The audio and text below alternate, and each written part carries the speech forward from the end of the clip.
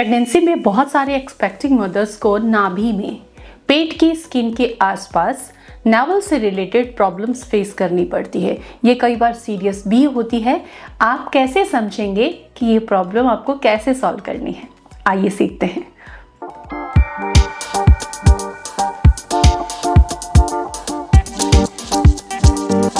स्वागत है आप सभी का YouTube मॉम के एक नए एपिसोड में। फ्रेंड्स, आप सभी के लिए गर्भ संस्कार से रिलेटेड हमने एक स्टोरी का नया एपिसोड चालू किया है। क्या आप उसे देख रहे हैं? गर्भ संस्कार में खान पान, अच्छे विचार, अच्छा रहन सहन, ये इंक्लूड होता है मेनली। तो डाइट से रिलेटेड हम आपको सारी जानकारी शेयर करते हैं। अच्छे विचारों के लिए हम आपके लिए स्टोरीज लेकर आए हैं। Do watch them and share your feedback. Belly button, naval problems, umbilical hernia जैसी प्रॉब्लम तक डेवलप हो जाती है बाद में फीमेल्स को, अगर वो नेवल से रिलेटेड किसी इशू को इग्नोर करती हैं। क्या इश्यूज होते हैं प्रेगनेंसी में नाभि से रिलेटेड? नाभि से रिलेटेड जो भी प्रॉब्लम्स हैं वो सेकेंड या थर्ड ट्रिमेस्टर में किन्हीं फीमेल्स को फील करनी पड़ती है। क्यों?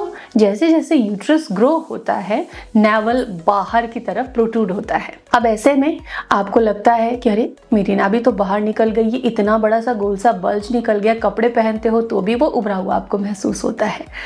तो क्या ये ऐसे ही रहेगा? जी नहीं। डिलीवरी के बाद नेवल अपनी नॉर्मल पोजीशन में आ जाता है।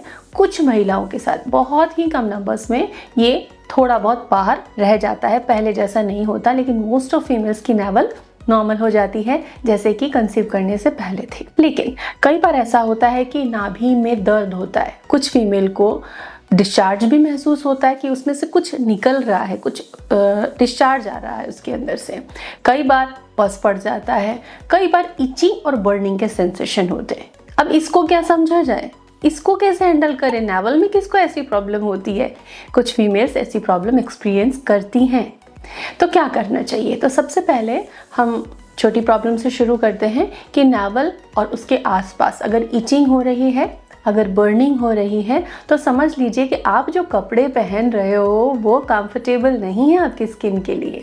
क्योंकि जैसे बेली बाहर आती है, थोड़ा बढ़ने लगती है, सेकेंड ट्रिमेस्टर में एंड तक जाते काफ़ी शेप आ जाता है बेली का, तो आपकी क्लॉथ उस स्किन पर, बेली की स्किन पर रब करते हैं। और अगर क्लॉथ का फैब्रिक अच्छा ना हो तो टिश्यूज जो है वो रब होते हैं, और फिर अगर स्वेटिंग होती है तो बर्निंग सेंसेशन होता है।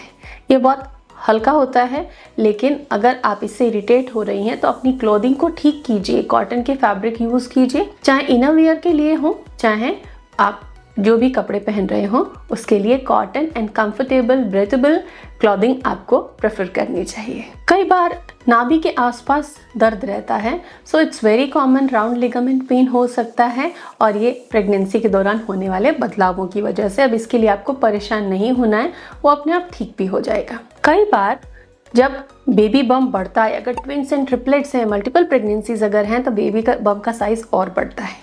तो ऐसे में जब स्किन स्ट्रेच होती है, बिल्कुल ऐसे जब आपकी स्किन टियर होती है, तो स्ट्रेचिंग की वजह से आपको खिंचाव या खुजली महसूस हो सकती है। तो याद रखें, नाखून से इचिंग ना करें, इससे गहरे निशान या ब्लड आने का या स्किन के छिल जाने का डर रहता है।